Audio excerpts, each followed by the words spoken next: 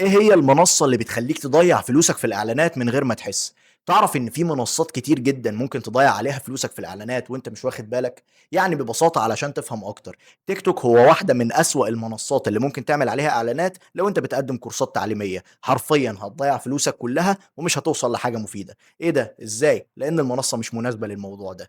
لازم تعرف إن في منصات مناسبة لمجالات معيّنة ومنصات تانية مناسبة لمجالات مختلفة، وكل ده هتتعلّمه في دبلومة The Goat Academy. هتتعلم إزاي تعرف عميلك موجود على أنهي منصة علشان تقدر توصل له صح، بالرسالة الصح، في الوقت الصح، هو ده اللي هيخلّيك تحقق مبيعات فعلًا. فصدّقني لازم تاخد الدبلومة دلوقتي لو أنت بتقدّم أي خدمة أو بتقدّم أي منتج وعاوز توصل بإعلاناتك إنك تبيع مبيعات كويسة جدًا وتقدر توصل للهدف بتاعك أو الtarget بتاعك، لازم تاخد دبلومة The Goat Academy لإن هي الدبلومة رقم 1 اللي هتساعدك في إنك تعمل ده. لو عاوز تعرف تفاصيل أكتر تقدر تسأل عن التفاصيل في الcomment أو تخش على اللينك اللي في البايو. دبلومة ذا جوت اكاديمي هي الدبلومه اللي هتساعدك توصل لكل حاجه انت عاوزها. ابدا دلوقتي ما تضيعش الفرصه دي من ايدك.